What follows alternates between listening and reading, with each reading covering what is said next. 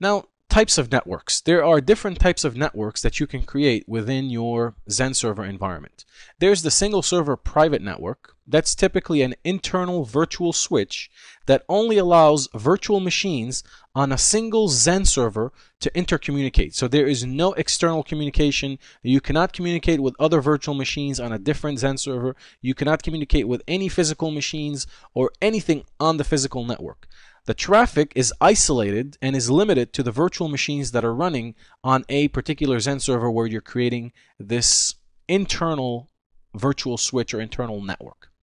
Now you also have cross-server private network. Now a cross-server private network allows virtual machines on multiple XenServers to communicate with one another, but they can't communicate outside of the boundaries of that virtual switch that is allowing communication between virtual machines on different XenServers. So in other words, there is no external connectivity. They cannot talk to any physical servers that are out there, but they also cannot talk to other virtual machines on other XenServers that are not participating in this particular network. Now, one thing to keep in mind with the cross-server private network here is that in order to use it, you have to have, it requires that you have the distributed virtual switch controller. Otherwise, the option will be grayed out, and I'm going to show you in a second. Now, from an external network perspective, this is a virtual network or a virtual switch that has a physical NIC associated with it, which allows the virtual machines interconnectivity with the physical servers and devices that are on your physical network, but also allows your virtual machines to connect and communicate with other virtual machines or other virtual resources somewhere else. This is a traditional type of switch that allows two-way communication. And then you have a bonded network. A bonded network is a switch that has two physical NIC adapters. In XenServer's case, it's two physical switches only. You can't do more than two physical NICs at this point. So it's two physical NICs that are serving up this virtual switch. And what happens in this case is traffic can go through one or both of the virtual or the physical NICs. And I'm going to show you in a little bit when we start talking about bonded networks, how that works and some of their similarities. But before we do that, let's go ahead and go into our XenCenter, and I'm going to show you how you can configure some of this functionality. Alright, so in our XenCenter, you'll see that on the left here, I've highlighted one of my XenServers. On the right, there's all these different tabs that you can use to configure your particular XenServer. The two that interest us at this point are the networking tab and the NICs tab. The networking tab will list all the different virtual switches that you have access to or that you have configured on this particular XenServer. The NICs tab will show you the different physical network interface cards that are physically connected to this XenServer and available for your use. If by any chance you've added a new physical NIC that is not showing up here, what you can do is hit the rescan. It'll go through and refresh the server, go through a rescan, and that physical NIC will show up here. Now you can also create a NIC bond from here, but we'll come back to that one in a second. Now on my networking, if I wanted to create a new virtual switch, as you might have guessed, we're going to click on Add Networking. Once you do that, you'll have access to the different types of networks that we were talking about in our presentation. The external network is the one that you can assign a physical network interface card so that your virtual machines gain access to the physical network or to other virtual machines running on other XenServers. So if I wanted to do that, and I'm going to give it a label of prod, you can feel free to give it more description if you need to. And then you get to choose which physical network interface card you want to associate with this virtual switch. I'm going to keep it at 3. If you want to give it a particular VLAN ID, this is where you would set that. We're going to talk about VLANs a little later on. And the current default frame size is 1500. We can talk about jumbo frames a little later on, but if you wanted to change that, you can also change that here. Now, if you wanted all the virtual machines to get automatically added to this virtual switch, you can select the checkbox here. I'm going to go ahead and skip that and click on Finish.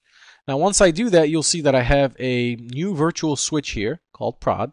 Let's go ahead and click on Add and do another one. This is the internal virtual switch that we discussed. This is a single server private network, which means only the virtual machines on this particular XenServer can communicate with one another. There is no physical network interface card that gets assigned to this type of virtual switch.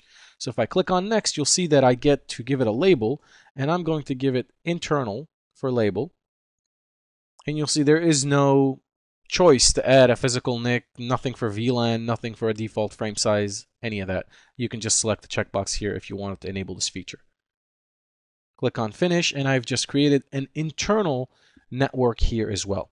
So let's go ahead and click on Add Network again. Now you'll see that the cross-server private network is grayed out. And the reason for that again is because the distributed virtual switch controller is not installed, it's not configured. As a result, I cannot do this. This is where you have virtual machines on one XenServer and virtual machines on another XenServer. You can allow internal connectivity only between these virtual machines, but not to the outside world or anywhere else. And this is a result of the fact that the distributed virtual switch controller is a centralized virtual switch that allows different XenServers to become members of it, and as a result, you configure your virtual switch once instead of doing it on every XenServer. Now, the last option here is bonded network. Now, you can configure a bonded network either by coming in through here and selecting this option. We're going to click on Next, and you can select the physical network interface cards that you want to be part of this bonded network. In my case, I'm going to do NIC1 and NIC2. Again, we'll talk about active-active and active-passive when we go back to the presentation. The default frame size is going to be 1500, and you can select this checkbox if you wanted to do so. Now let's go ahead and click on Finish. And you'll see that I've just created my first bonded network or virtual switch. Now what you can do is from the NICs tab here, you can also come down and create a bond if you wanted to. Now if you had available network interface cards, you can do the same thing, and it's just a different way of creating a network bond if you choose to do so. Now you'll see that I have active-active and active-passive. So what did those mean? I'm going to switch back to the presentation here so we can go through and define what these mean exactly.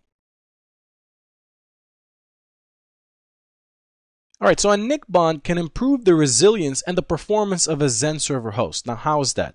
Now, it uses two physical NICs for load balancing and failover capabilities. So, what that means is you have one virtual switch, and there's two physical NICs in that virtual switch. You can either use this for resiliency purposes, which means if one of these physical NICs fails, the other one picks up the load, and the virtual machines are not affected. It's business as usual.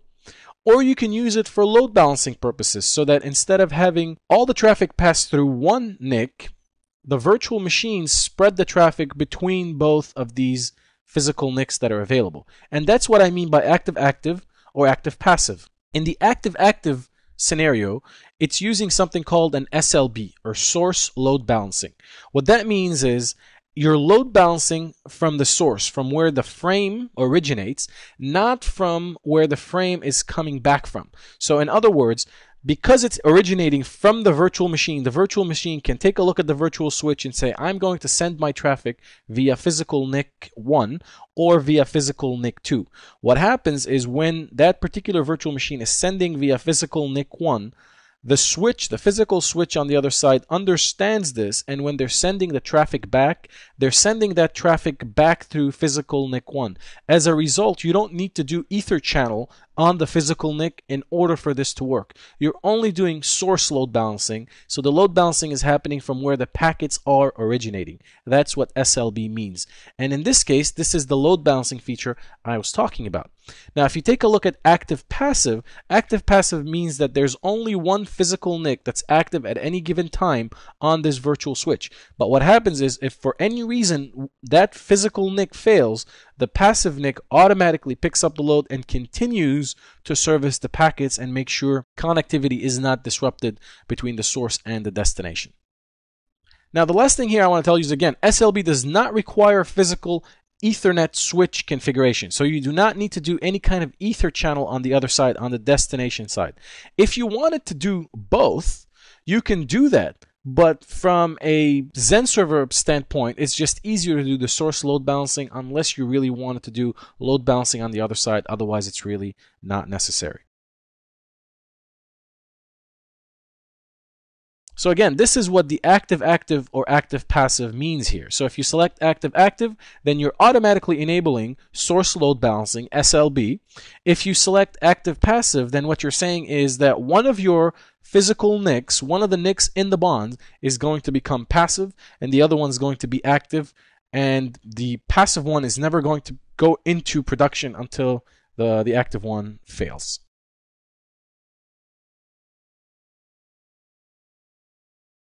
And in this slide, I'm giving you a little more information for SLB load balancing from a traffic perspective, what it does is it's going to source the traffic based on the source MAC of the VM sending the traffic, and receives the traffic through the same physical interface. And again, for active-active, it passes traffic through one physical NIC, and it waits until there's a failure to pass traffic through the passive NIC.